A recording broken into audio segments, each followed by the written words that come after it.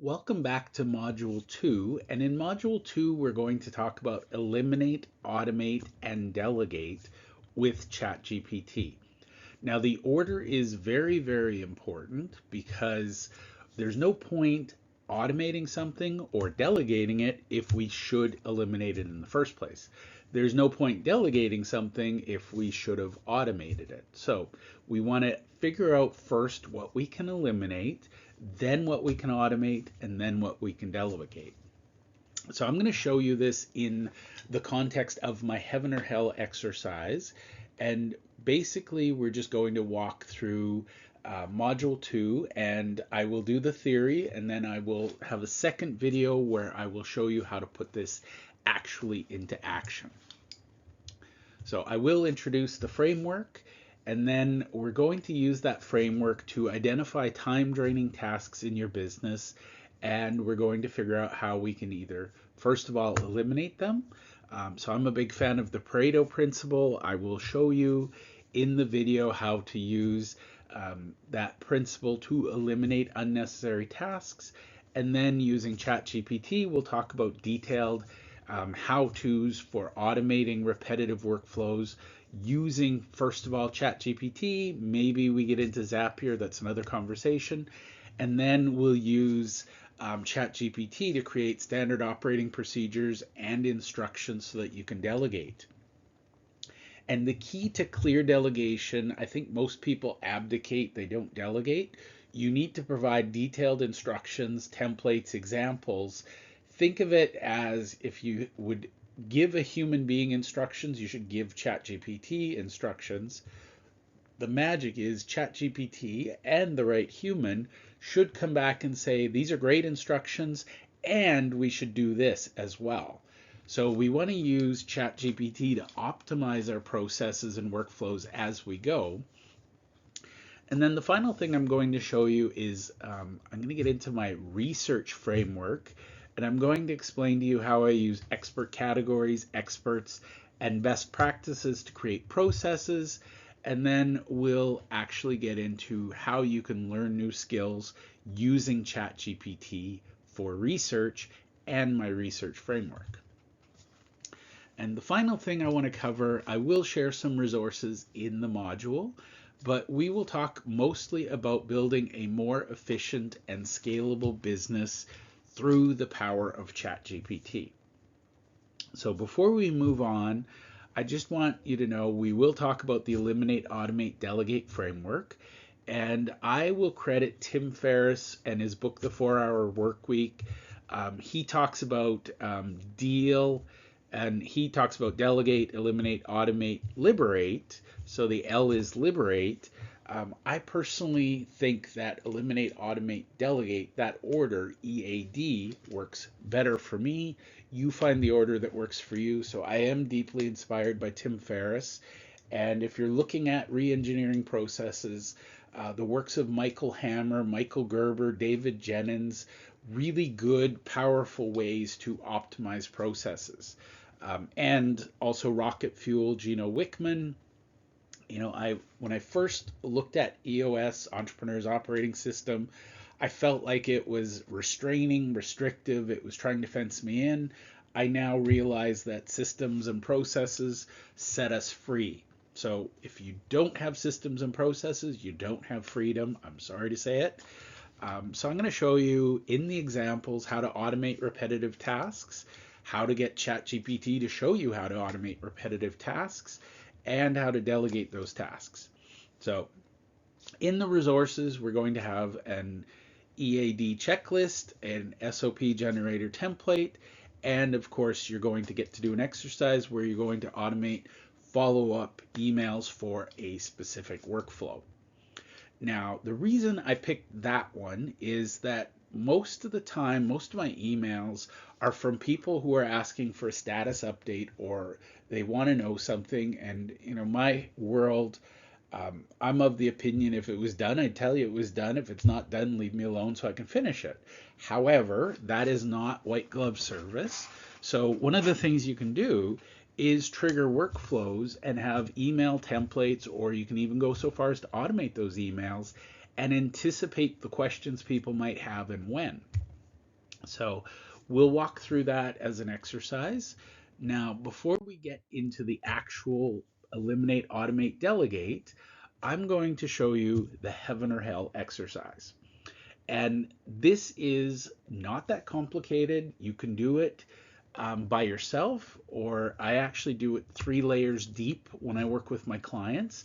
The first layer is the client themselves, the business owner. You do the heaven or hell exercise. The second level is you look at it from an organizational point of view and you redo the heaven or hell with the help of your leadership team, and you identify the things in your organization as a whole that you could eliminate, automate, or delegate. And the goal is we're moving out the stuff we hate so that we have room to do the things we love and we want to do more of. And then the third layer deep, if you're brave enough, do this with your individual team members. And the goal is to realign your corporate structure, because one person's heaven is someone else's hell and vice versa. So you need to preface this and say we're not going to change things overnight, but the goal should be that the majority of your employees are spending the majority of their time in their heaven and avoiding their hell.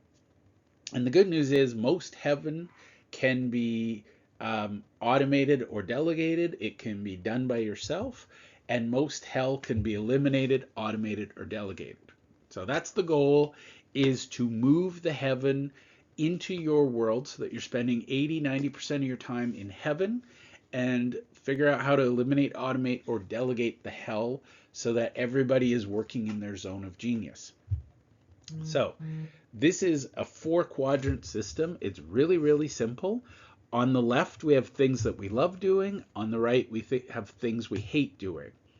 So take some time, just grab a piece of paper, draw a line so it's broken into 4 quadrants. And the top left quadrant is things you're not doing yet, but want to start doing. So as I said, start with you as the founder, then you can look at this as an organization and then as individual teams. But what are the things you love to do or you'd love to do, but you don't have time for? And this is honestly where most businesses struggle. Stephen Covey talks about the Covey matrix. Eisenhower has the Eisenhower matrix.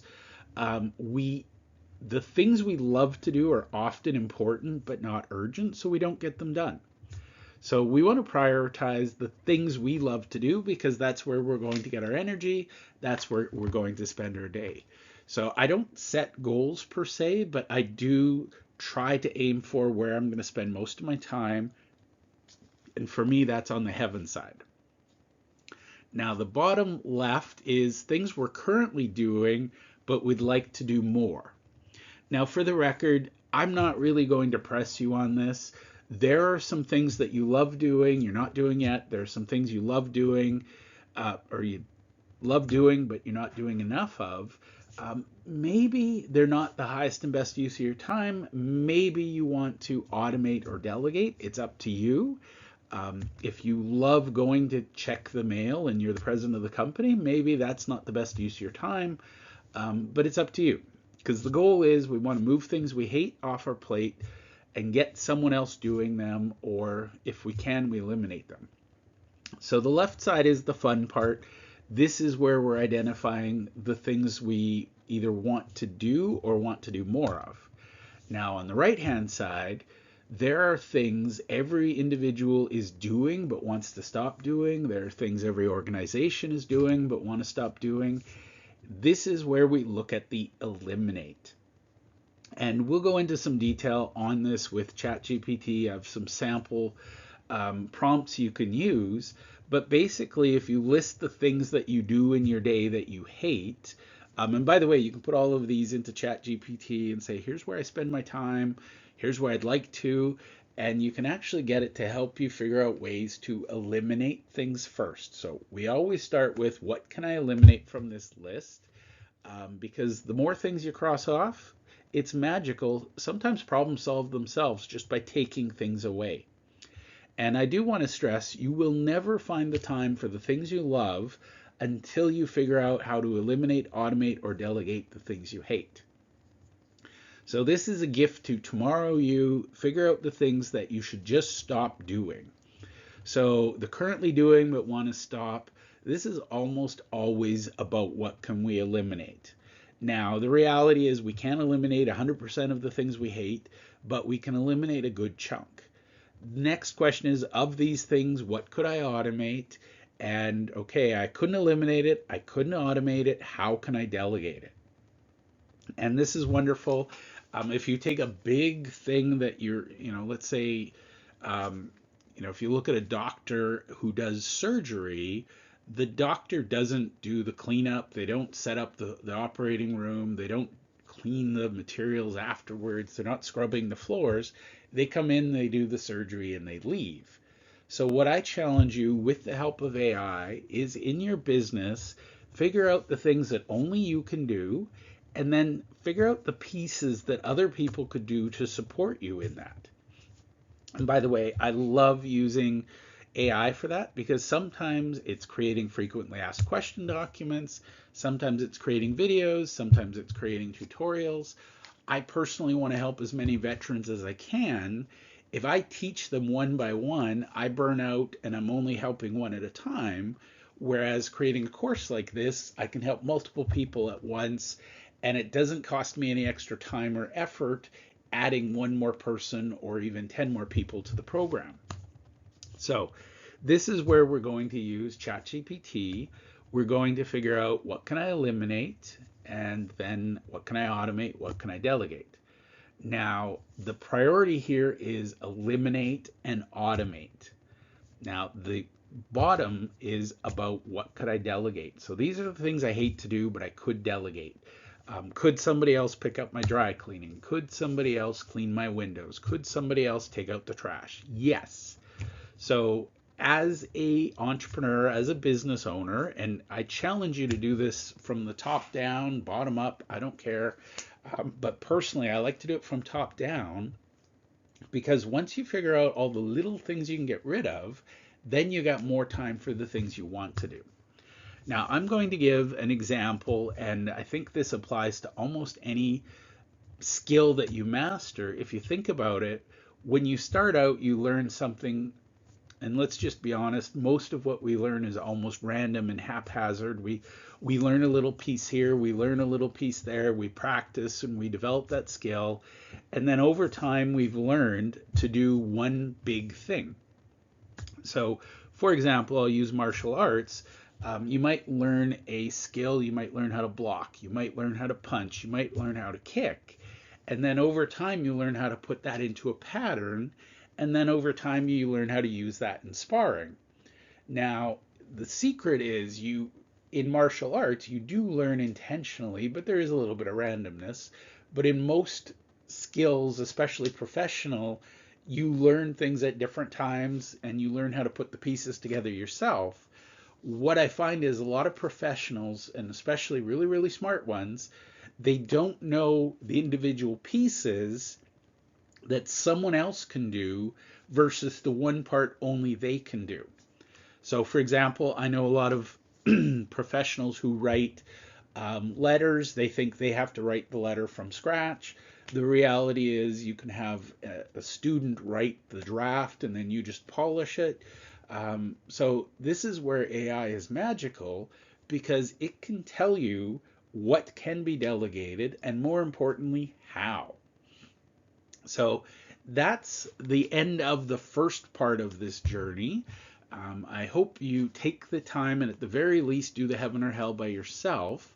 But I really, really recommend you go the two other layers deeper. So layer 2, have this from an organizational point of view with your leadership. And then number 3, do it with your individual employees. Now, I will say this one more time. When you do this with your employees, some of them will hear you're going to eliminate everything they hate and they're going to get really mad when you don't. You need to remind them that this is a goal. We're not going to accomplish this overnight. We may not ever finish it, but our goal is for each and every one of you to do things you love more than you do things you hate. And sadly, whoever's at the bottom of the pay scale, they're going to get the things nobody else wants to do. But again, if you use the right systems and processes, hopefully they'll at least enjoy that. So that is the heaven or hell exercise. Let's come back in part 2 of module 2, where I'll actually show you some prompts to help you put this into practice. So the theory is done. If you have any questions, you can put them in the video, just down below the video. There's room for comments, and I will see you in part 2 where we do practical application.